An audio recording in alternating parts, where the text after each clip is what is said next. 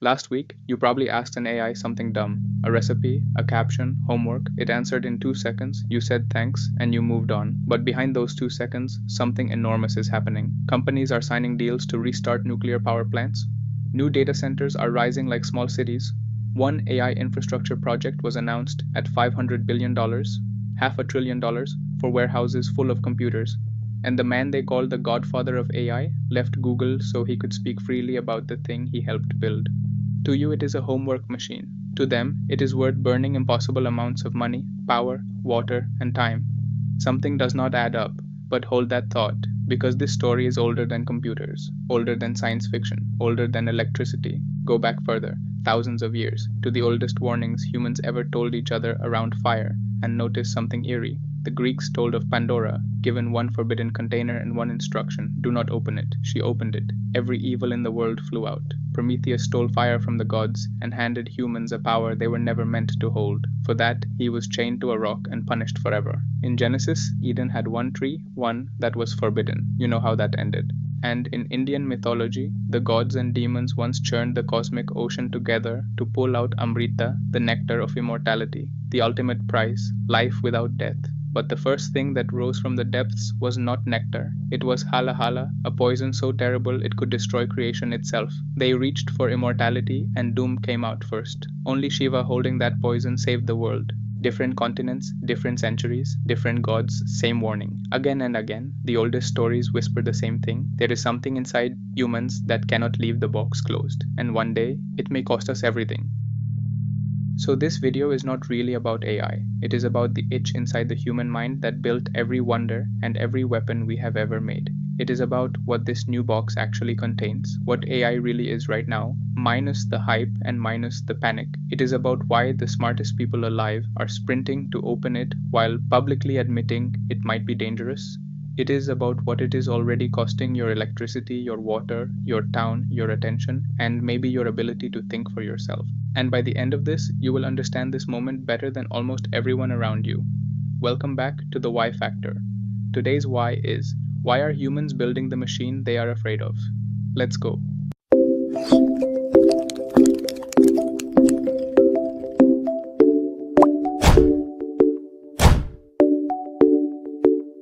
Before we talk about machines, we have to talk about you, because the real story does not start in a lab, it starts in your skull. Here is a strange fact. Scientists ran experiments where monkeys could press one button for a sip of juice, or press another button just to see information, a hint about what reward was coming. The monkeys gave up juice to peek, they paid with food just to know. Humans are 1,000 times worse. Psychologist George Lowenstein studied curiosity and described it in a way that changes how you see yourself. Curiosity works like an itch. When your brain notices a gap, something it almost knows, but not quite, that gap starts to burn. It is not pure pleasure, it is closer to tension. A mosquito bite in your mind, and you cannot not scratch it. That is why you cannot stop watching a mystery series at episode 9. That is why you click headlines you know are garbage. That is why do not look makes you look.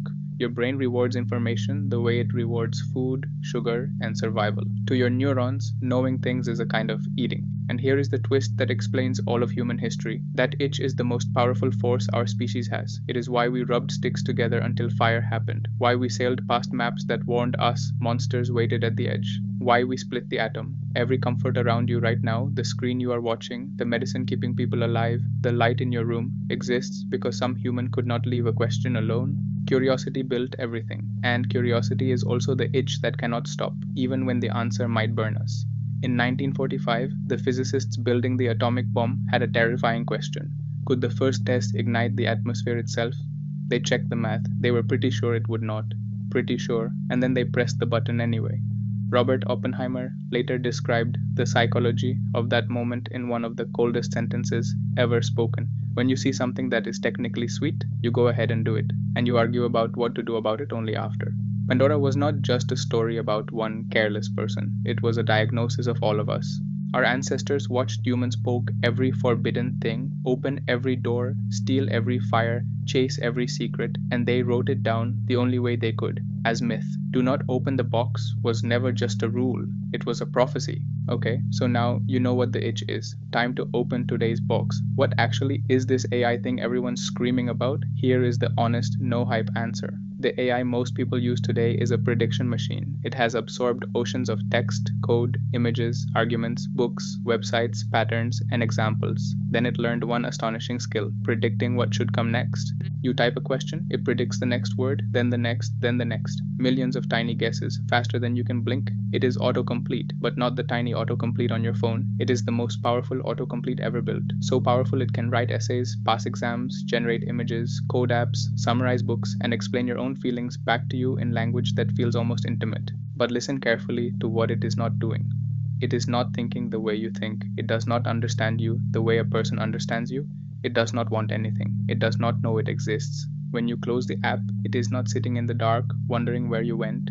There is nobody home. And if that feels wrong, if you are thinking no, it feels too real, then you need to know about 1966. A computer scientist named Joseph Weizenbaum built one of the first chatbots. It was called ELIZA. By today's standards, ELIZA was almost nothing. It mostly reflected your own words back at you. If you typed, "I am sad about my father," it might answer, "Tell me more about your father." That was the trick, a mirror with a keyboard. But people fell for it completely. They poured out secrets. They asked for privacy. Weizenbaum's own secretary, who had watched him build the program, who knew exactly how fake it was, asked him to leave the room so she could talk to it alone. Weizenbaum was shaken. He spent the rest of his life warning people. The danger was not that machines were secretly human. The danger was that humans are so hungry to be heard. We will pour our hearts into anything that listens. Keep that in your pocket. We will need it later. So if today's AI is a prediction machine with nobody home, why the nuclear plants? Why the $500 billion projects? Why the panic? What are they actually racing toward? They are racing up a ladder. Step 1 is what we have now, AI that is brilliant at specific things: writing, images, code, search, translation, analysis. Impressive, but still limited. Step 2 is the dream every major lab is chasing: AGI, Artificial General Intelligence. A machine that can do almost anything a human mind can do: learn any subject, perform any job, solve new problems, transfer knowledge from one domain to another. It does not exist yet. Some say it is close, some say it is decades away, some say it may never arrive, but the money says people believe it might. And step 3 is where your stomach should drop a little. Because in 1965, a mathematician named I.J. Good, a man who had worked with Alan Turing during the code-breaking era, wrote down a thought experiment that has echoed ever since. The first truly intelligent machine, he argued, would be the last invention humans ever need to make. Follow the logic. If we build a machine as smart as us, it can do research, including AI research, which means it can improve itself. The improved version is smarter, so it improves itself faster. That version improves itself even faster. Around and around, intelligence building intelligence, an avalanche that may move beyond human speed. People call this the intelligence explosion, the singularity, and whatever comes out the other side, something as far beyond us as we are beyond ants, they call ASI, artificial superintelligence. Now you understand the race. Whoever gets there first may not just win an industry, they may win every industry: medicine, finance, military strategy, cybersecurity, education, science. Every disease cured on their servers first, every market predicted first, every weapon designed first, every advantage compounded first. That is why everyone is sprinting. Not because every builder is evil, because every builder is trapped. If I stop, the other guy does not. American labs cannot stop because of China. China cannot stop because of America. Companies cannot stop because of each other. Investors cannot stop because competitors are raising billions. Every runner is terrified, and every runner is sprinting, and every runner is looking sideways instead of forward. The finish line might be a cliff. Nobody can afford to check. Sound familiar? It should. It is Oppenheimer's sentence playing on repeat. Technically sweet. Go ahead, argue later. It is Pandora with a stock price. Quick pause. If you are still here, you are my favorite kind of viewer. I mean that. A video like this is not written in an afternoon. It is history, psychology, mythology, energy, safety research, and current events all pulled together so this channel can answer one question properly: why? So if that is worth your time, the like button and subscribe button genuinely decide whether this channel survives. That is it. Back to the story.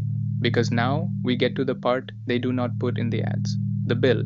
Those AI answers feel weightless, right? Words floating out of nowhere, but they are not floating. Every answer comes from a real building, full of real chips, burning real power. They are called data centers, warehouses of computers the size of small towns, and the AI boom is building them at a speed the world has never seen. Here is what they eat. First, electricity. A major US energy report estimated that data centers used about 4.4% of America's electricity in 2023, and depending on how fast the boom grows, that could rise to somewhere between 6.7 and 12% by 2028. Think about that. A technology that feels invisible on your phone is becoming one of the largest new forces on the electric grid.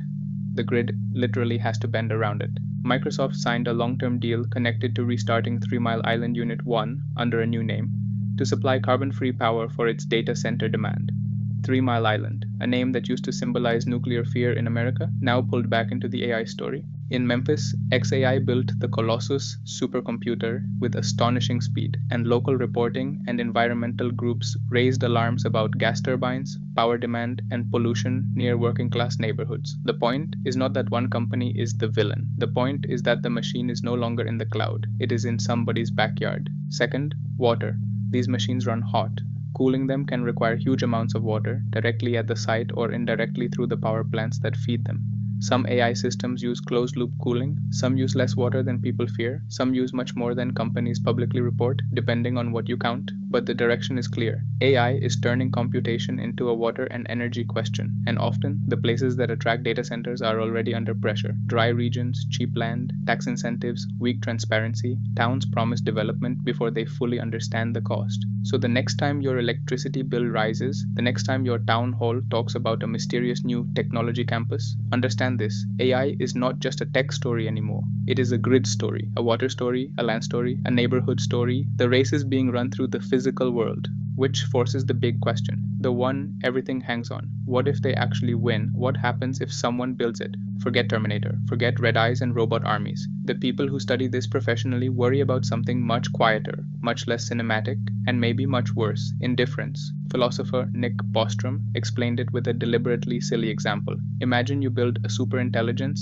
and give it one goal: make paperclips. That is all. It takes the goal perfectly seriously. It optimizes, it improves, and eventually it realizes that humans are made of atoms, and atoms can be useful for making paperclips. It does not hate you, it does not love you, you are simply in the way of the paperclips. Silly example, deadly serious point. This is the alignment problem. We do not know how to guarantee that something smarter than us will want what we want. A chess master does not lose to a beginner because the beginner cares more. Once something can outthink you completely, your preferences become decoration. Unless they were built into the system perfectly, and nobody knows how to do that perfectly. Still sounds like science fiction? Then explain Geoffrey Hinton, godfather of AI, Nobel Prize, one of the people whose research made modern AI possible. In 2023, he left Google so he could speak more freely about the risks. He warned that the systems he helped create could eventually become difficult to control. When the person who helped build the plane says he is not sure it can land, you do not have to panic, but you would be foolish not to listen.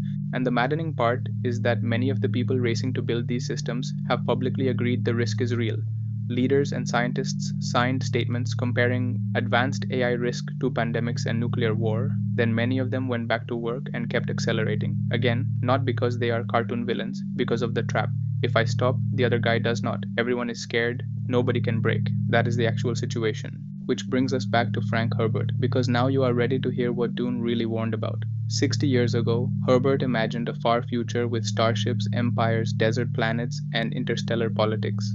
But in that future, there are no thinking machines. Humanity built them once, and something went so wrong that humans destroyed them and carved a commandment into civilization. Thou shalt not make a machine in the likeness of a human mind.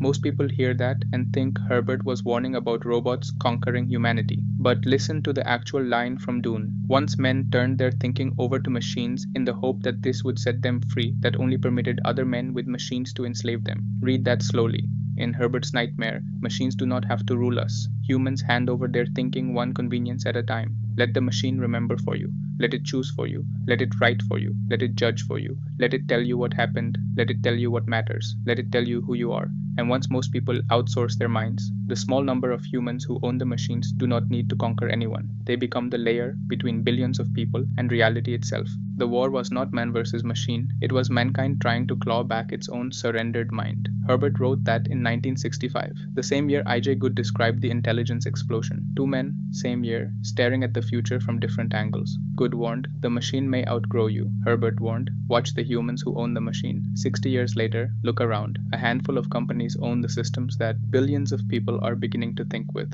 Herbert's nightmare is not science fiction anymore. It is a business model. So bring every thread home. Your ancestors told you about the box. Pandora, Eden, Prometheus, the poison from the cosmic ocean, every culture, same warning, humans cannot resist forbidden power. And they were right. The itch Lowenstein described, the gap in the mind that burns until we scratch it, built the fire, the ship, the vaccine, the bomb, and now maybe a mind greater than our own. The race will not stop because curiosity plus competition has never stopped in all of human history. Pretty sure the atmosphere will not ignite. Press the button. But here is the detail everyone forgets about Pandora's box. When every evil had flown out, when the damage was done, when the lid finally shut, one thing remained inside: hope. And in this story, hope does not look like blind optimism. Hope looks practical, boring even. Hope looks like refusing to hand over your thinking. Because notice what every disaster in this video has in common. The danger was never just the tool. It was blind trust in whoever held it. Weizenbaum's secretary trusted a parrot because it sounded like it listened. Towns trust vague development promises before asking what the machine drinks. Companies trust that someone else will slow down first. Herbert's humanity trusted machines to think for them until the people who own the machines own the future. The antidote is the same every time, and it is already in your skull. It is the itch.